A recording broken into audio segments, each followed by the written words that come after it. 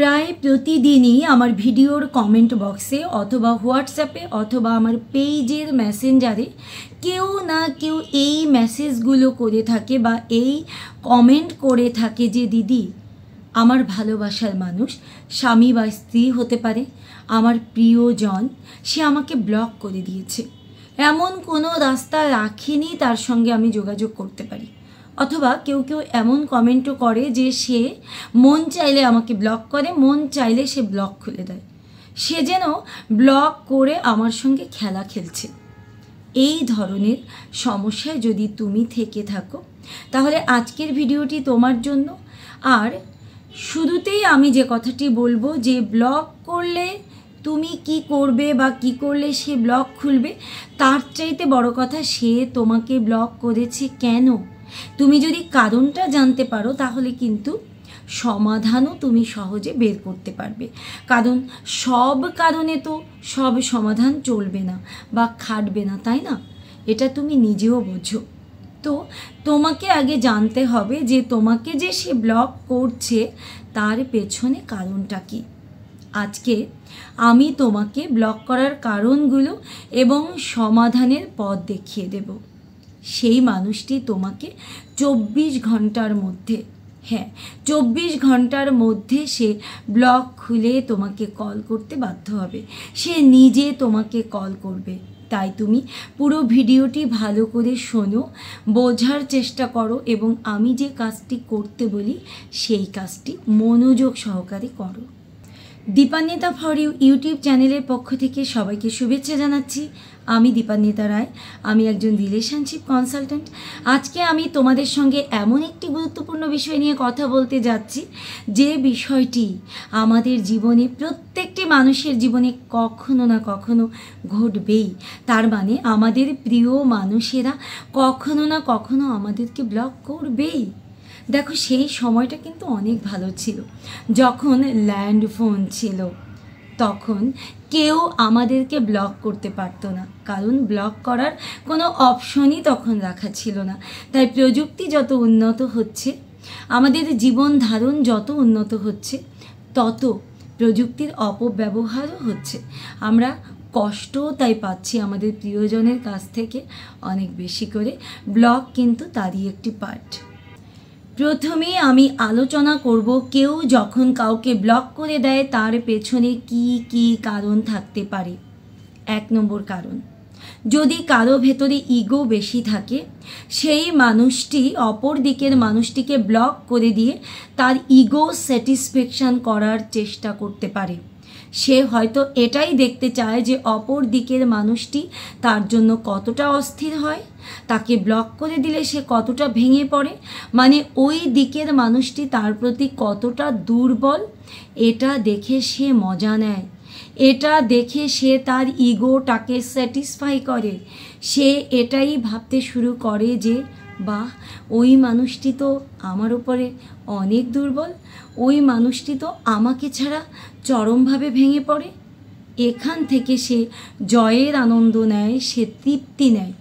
আর যদি অপর দিকে থাকা মানুষটি একটু দুর্বল মস্তিষ্কের হয়, মানে অনেক বেশি ভেঙে পড়া টাইপের মানুষ হয়, তার মানে ভালোবাসায় সে প্রচণ্ড রকম ইনভলভ হয়ে পড়ে, তাহলে তো এই দিকের মানুষটির ইগো স্যাটিসফ্যাকশান পুরোপুরি ঘটে যায়, সে চরমভাবে তৃপ্ত হয়ে যায় এবং অনেক সময় এই মানুষটি, মানে যার ইগো বেশি, সেই মানুষটি স্যাটিসফাইড হয়ে এই রিলেশন থেকে বেরও হয়ে যায়।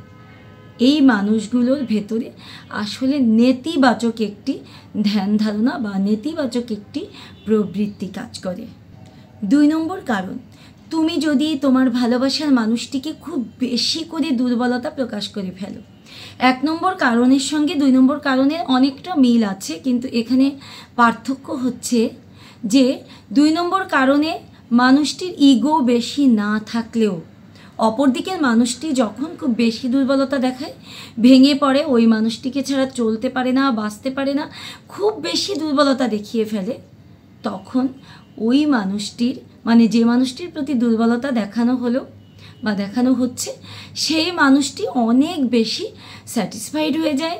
সে ধরেই নেয় যে আমার অনেক বেশি মূল্য, আমি অনেক মূল্যবান, আমি এর থেকে বেটার অপশান পেতে পারি, সেটা ধরেই নেয় যে ও তো আমাকে ভালোবাসি, ও তো আছেই, যার কারণে ওকে অতটা গুরুত্ব দিয়ে দেখে না।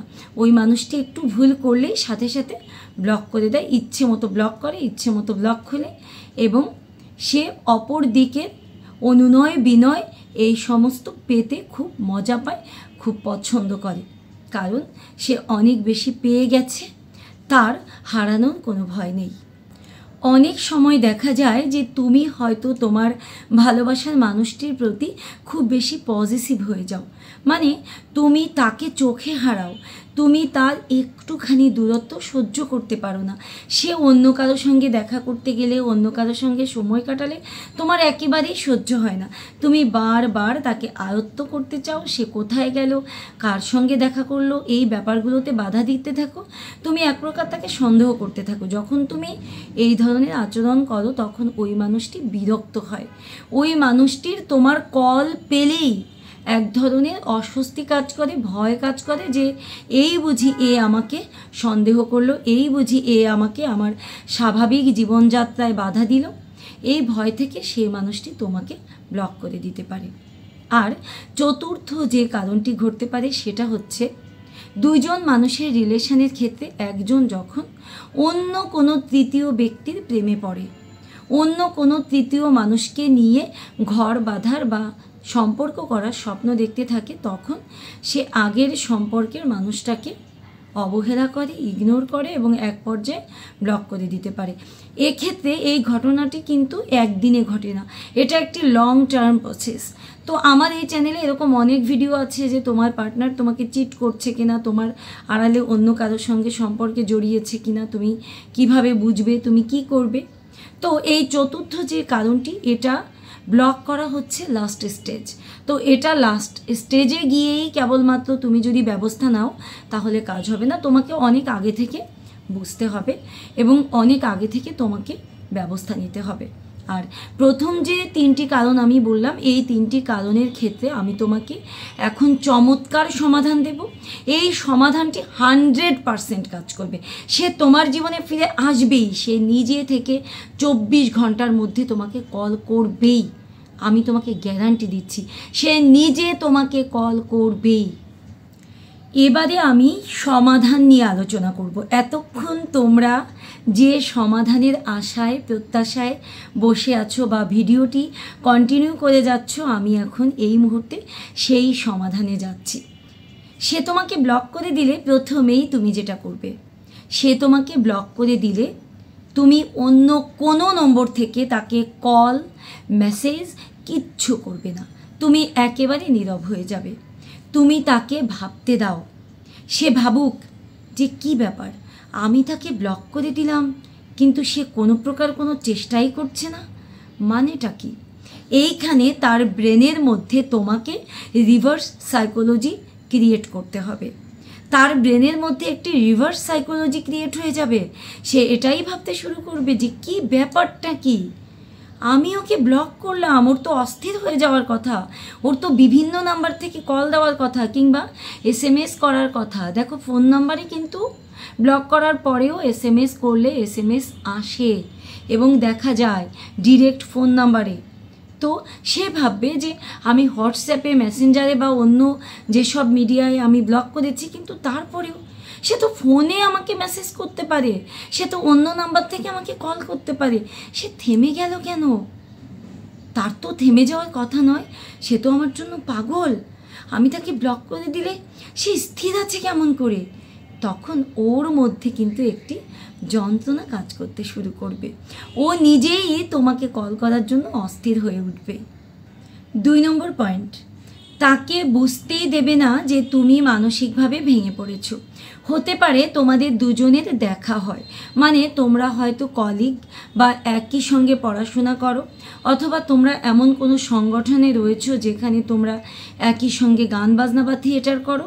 হতেই পারে যদি এমন হয় তোমার তার সঙ্গে দেখা হয়, তুমি খুব শান্তভাবে ঠান্ডা মাথায় তাকে এড়িয়ে যাবে। তুমি এমন কোনো প্রতিক্রিয়া দেখাবে না যে তুমি ভীষণভাবে ভেঙে পড়েছো, তুমি তার দিকে তাকিয়ে আছো, চুপি চুপি তাকে দেখছো বা অস্থির হয়ে যাচ্ছ, অথবা তুমি আপসেট মাইন্ডেড। তুমি এই ধরনের কোনো প্রকার কোনো অনুভূতি প্রকাশ করবে না, তাকে বুঝতে দেবে না।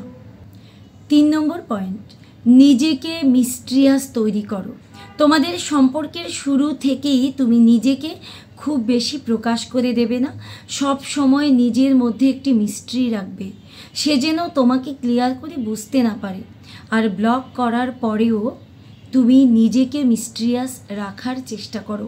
তার সঙ্গে দেখা হলে কিংবা তার সঙ্গে দেখা না হলে এই যে তোমার নীরবতা, সব কিছু মিলিয়ে সে যেন কোনোভাবে তোমার মোটিভ বুঝতে না পারে। সে তোমার মোটিভ যদি বুঝে যায় তাহলে কিন্তু সে ব্লক খুলে তোমার কাছে ফিরবে না। তাই যে করেই হোক তুমি নিজেকে জানতে দেবে না, বুঝতে দেবে না। তুমি তৃতীয় কোনো মানুষের কাছেও তোমার এই কষ্টগুলো প্রকাশ করবে না, যাতে তার কাছে পৌঁছে যেতে পারে। তুমি একেবারেই নীরব থাকবে। মোট কথা, তুমি নিজেকে ওর কাছে কিছুতেই প্রকাশ হতে দেবে না। তুমি নিজেকে মিস্ট্রিয়াস রাখার জন্য আপ্রাণ চেষ্টা করে যাবে, এবং তারপরে খেলাটা ঠিক উল্টো দিকে ঘুরতে শুরু করবে। কারণ সেও এটাই ভাবতে শুরু করবে যে আমি যে ওকে নিয়ে মাইন্ড গেম খেলছি, সেও কি আমাকে নিয়ে মাইন্ড গেম খেলছে? আমি যে ওকে আবিষ্কার করার চেষ্টা করছি, সেও কি আমার সঙ্গে একই আচরণ বা একই ট্রিক্স করছে? এবারে বলবো, সে যখন নিজে কল ব্যাক করবে তখন তুমি কি করবে বা কিভাবে কথা বলবে। সেই মানুষটি, যে মানুষটি তোমাকে ব্লক করে দিয়েছিল, সেই মানুষটি নিজে থেকে যখন তোমাকে ব্লক খুলে কল করবে, তখন তুমি প্রথম কলেই তার কলটি রিসিভ করবে না। সে কয়েকবার কল করার পরে বা দ্বিতীয়বার কল করার পরে তুমি কলটি রিসিভ করতে পারো, এবং রিসিভ করে তুমি খুব শান্তভাবে, রাগ না দেখিয়ে, এক্সাইটমেন্ট না দেখিয়ে তুমি তাকে শুধু এতটুকু বলবে যে দেখো, এই মুহূর্তে আমি তো একটু কাজ নিয়ে ব্যস্ত আছি, তুমি প্লিজ আমাকে ওই সময়ে একটু কল করো। তুমি তাকে 5-6 ঘন্টা পরের একটি টাইম দেবে, যেন সে এই 5-6 ঘন্টা নিজে থেকে অস্থির হয়ে ভাবতে শুরু করে এবং ভাবতে থাকে। তুমি তার সঙ্গে খুব বেশি কথা না বলে এতটুকু বলে কলটি কেটে দেবে। এরপরে তুমি তাকে যে টাইমটি দিয়েছো, মানে 5-6 ঘন্টা পরের যে টাইম, সেই টাইমের মধ্যে সে যদি তোমাকে কল ব্যাক না করে, তাহলে কিন্তু তুমি এটা ভাবতে যেও না যে ও কল করেনি, আমি নিজেই কল করি। তাহলে আমার এই সমস্ত কথা সব কিছু কিন্তু বৃথা যাবে, ঘটনা যাবে উল্টে। তখন সে তোমার এই দুর্বলতা বুঝে ফেলবে, সে হয়তো তোমাকে এবার একেবারেই ইগনোর করে চলে যাবে। তাই তুমি এই ভুলটি কিছুতেই করবে না। তুমি অপেক্ষা করতে থাকবে পরবর্তীতে সে কখন কল করে। এরপরে সে যখন তোমাকে কল করে তোমার সঙ্গে কথা বলতে শুরু করবে, তুমি কিন্তু তার ব্যাপারে অতি উৎসাহিত হবে না, তুমি আবেগে গলে যাবে না, তুমি তোমার ভেতর থেকে এমনভাবে প্রকাশ করবে না যে সে কল করায় তুমি আপ্লুত হয়েছ। তুমি দেখাবে সে কল করায় না করায় তোমার খুব একটা কিছু যায় আসে না, তুমি তার ব্যাপারে আর তেমন আগ্রহী নও। তুমি তার ব্যাপারে যেন ভুল করে কেয়ার দেখাতে যেও না, কিংবা সে কেমন করে তোমাকে ব্লক করতে পারলো, সে কি করে পারলো এমন করতে তোমাকে কষ্ট দিতে, এই ধরনের কোনো মনোভাব তাকে তুমি বুঝতেই দেবে না। তুমি শান্ত শিষ্টভাবে কথা বলবে, যেন তার ব্যাপারে তোমার কোনো আগ্রহই নেই। শুধু তাই নয়, তুমি তার সঙ্গে এক্সাইটেড হয়ে ঝগড়াঝাটি শুরু করে দেবে না। তুমি হয়তো তোমাদের পুরনো কোনো ঝামেলা নিয়ে সে তোমাকে ব্লক করেছিল, ওই বিষয়ে ঢুকে তুমি ঝগড়া করতে শুরু করে দিলে। তুমি মোটেও এটা করবে না। তুমি তাকে বোঝানোর চেষ্টা করবে, একটা বিষয় তার মাথায় ঢুকিয়ে দেওয়ার চেষ্টা করবে যে তার ব্যাপারে তোমার অতটাও আগ্রহ নেই।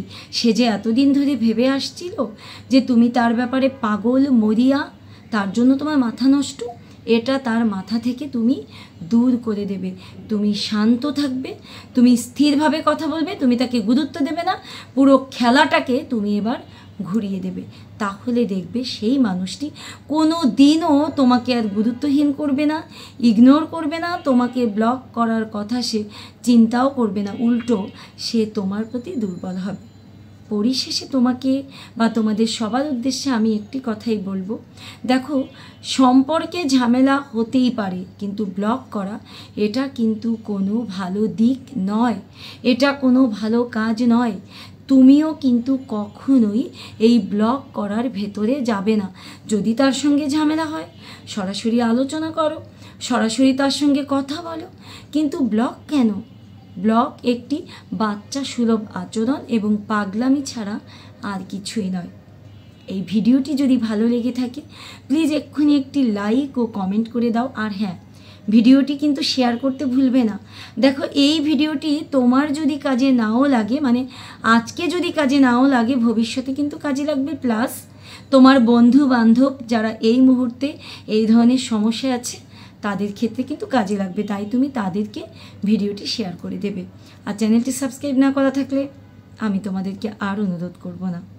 তো তোমরা সবাই ভালো থেকো, ভালো রেখো তোমাদের প্রিয় মানুষকে, সেই প্রত্যাশায় আজকের মতো বিদায় নিচ্ছি।